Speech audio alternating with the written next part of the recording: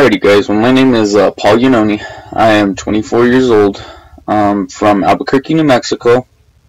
I went to Albuquerque High School where I graduated back in 2010. After high school, I attended the University of New Mexico for 2 years, and let's just say that was probably the worst decision that I've ever made. I really didn't care for that school at all. So after my 2 years there, I decided to part ways with UNM, and I ended up transferring to Central New Mexico Community College. I attended CNM for another 2 years and received my associate's degree. So after I finished up at CNM, I had the option of either going back to UNM or trying out New Mexico Highlands. And my dad had actually been telling me since I got out of high school to go to Highlands, because that's where he went and got his degree from. So I took his advice and came to New Mexico Highlands. And this is where I plan to complete my bachelor's degree.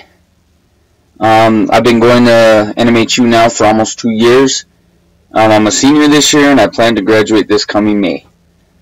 So throughout my college career, I've been working part-time for the city of Albuquerque.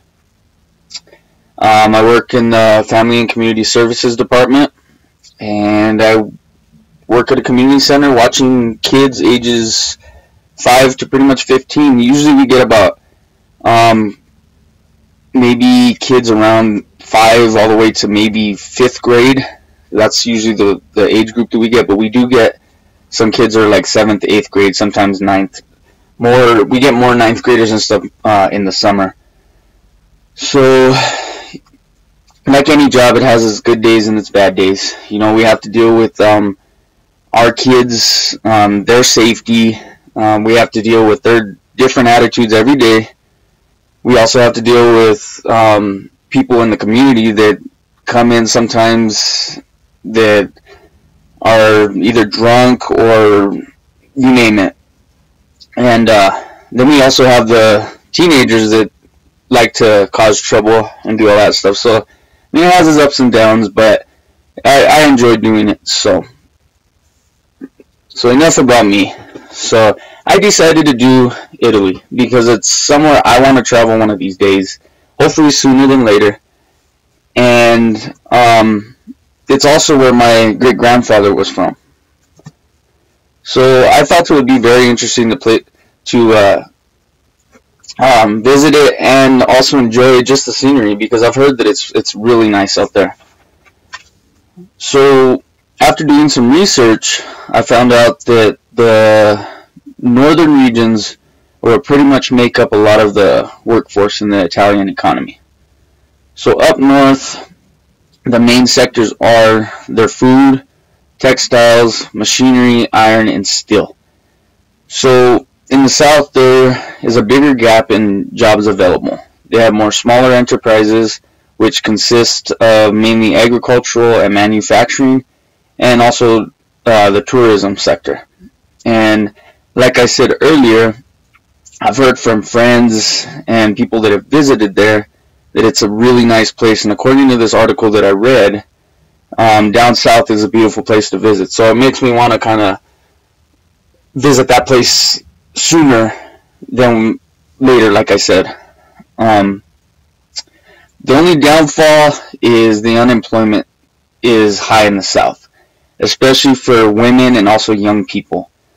So in the south, their main exports are engineering products, food, especially like olive oil, wine, beverages, clothing, motor vehicles, etc.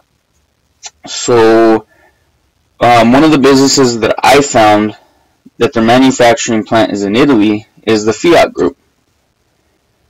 They're an automotive industry that was founded on July 11th, 1899. The founder's name is Giovanni Agrelli. Their headquarters is based in Turin, Italy, and they serve people worldwide and have been pretty successful doing what they're doing.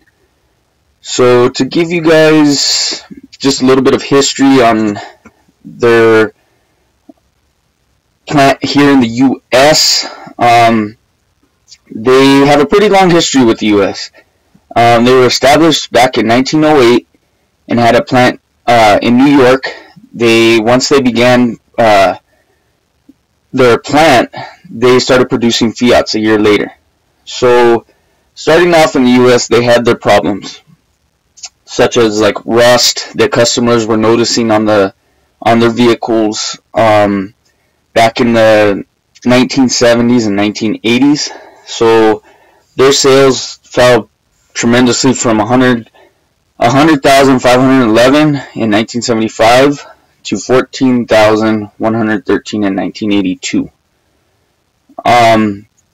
The Fiat Group acquired about 20% stake in the U.S. automaker Chrysler LLC back in January 2009. That allowed the return of the Fiat brand. So they were gone for about 25 years. So coming back, it was kind of difficult for them, but they managed to come up with something nice. So the Fiat 500 is built at the Chrysler plant in Toluca, Mexico. So although they have a pretty good amount of customers here in the U.S., their main market is in Europe. So they mainly focus like in Italy. So in Europe, they also had a drop in their shares. It went from 9.4% in 2000 to 5.8% in 2004. So soon after, Sergio Marchionne was appointed as Fiat's chief executive. And by March of 2009, it rose back up to about 9.1%. So as you can see, I mean, this is an older model of the Fiat 500, and this is one of their newer models. I mean, they're pretty nice cars. I wouldn't drive one. I'm a truck. I like driving trucks, so I'll stick to staying away from all this type of brands of vehicles. But I mean, they're a nice little vehicle. So that's pretty much all I have for you guys, and thank you guys for listening.